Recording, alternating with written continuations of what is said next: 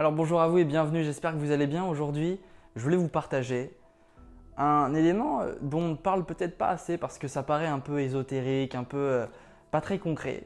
Mais si on est un peu honnête, et je ne suis pas le seul à le penser parce que de nombreuses personnes me l'ont raconté et le vivent et l'expriment, c'est ce côté aura du pervers narcissique, comme si finalement, à ses côtés, on avait l'impression que immédiatement, il nous atteint.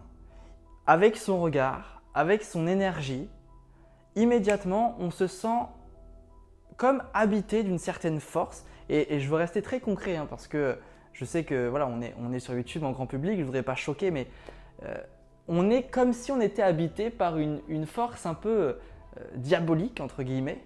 Mais cet effet-là du pervers narcissique, elle s'explique ou non, on ne sait pas. On ne peut pas forcément l'expliquer, le mesurer de manière factuelle et concrète, mais on le ressent.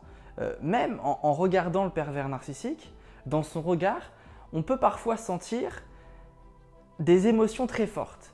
Il est capable, malgré sa froideur, parce qu'on le sait, le pervers narcissique est vide, malgré son vide intérieur, il est capable de nous faire vivre absolument toutes les émotions, le pervers narcissique. Et à la fin d'une relation, c'est une vraie descente aux enfers. Dans une relation avec un PN, on ressent les pics émotionnels de A à Z. Comment il peut faire ça? Comment il réussit à faire ça malgré son vide intérieur? Alors, déjà un point commun qu'on retrouve dans les relations de couple, ça peut le faire aussi en amitié ou moins en tant que collègue de travail par exemple, mais ça dépend.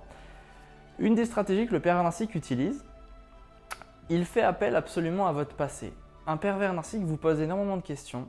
Le pervers narcissique en sait beaucoup sur vous pour réussir à toucher du doigt, pointer du doigt vos failles. Il veut absolument savoir ce que vous avez vécu dans le passé, voire en savoir plus sur votre enfance, sur vos problématiques, vos blessures. Et à la fin d'une relation et même au cours de la relation, c'est comme si le pervers narcissique a réussi à réveiller des blessures du passé qu'on ne voulait plus revivre. Il réussit à réveiller des blessures passées qu'on avait peut-être oubliées, ou du moins qu'on avait peut-être refoulées parce qu'on n'a pas envie d'y penser.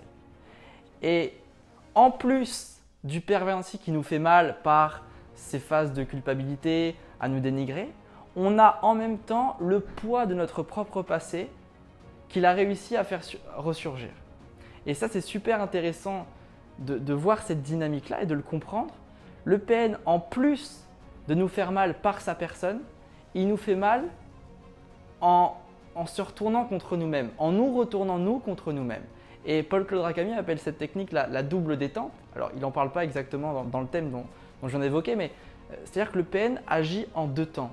Son attaque, c'est je fais trébucher et ensuite je mets au sol. Je la pousse et je la mets au sol. Deux attaques pour mettre vraiment au sol la personne. Parce que durant ces deux temps-là, le PN jouit de la souffrance des autres.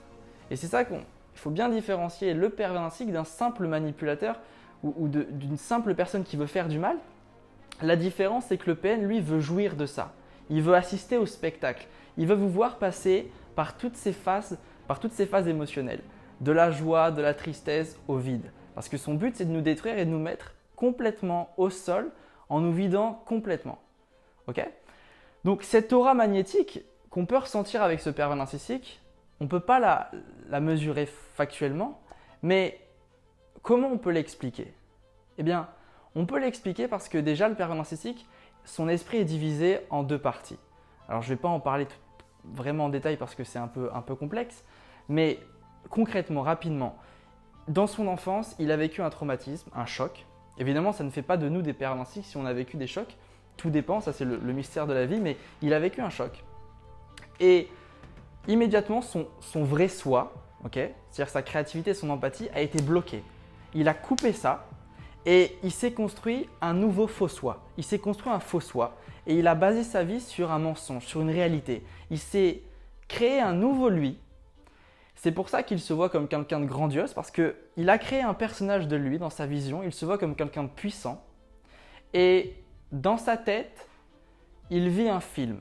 Dans sa tête, il est l'acteur principal, le personnage principal du film Et son but, évidemment, c'est de détruire tous ceux qui sont autour de lui. Donc sa vie, finalement, n'est pas réelle pour lui. Il vit complètement dans la fiction.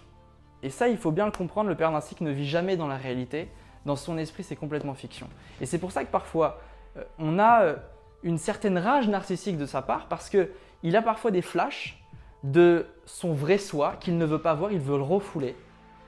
Et immédiatement, c'est pour ça que parfois on voit le visage du PN un peu perdu, comme si ça flottait, on se demande mais à quoi il pense? Eh bien, il est juste en contact avec son vide qu'il a refoulé. Voilà ce que je voulais vous dire à ce sujet. Moi, je vous dis à très vite, je vous aime, merci.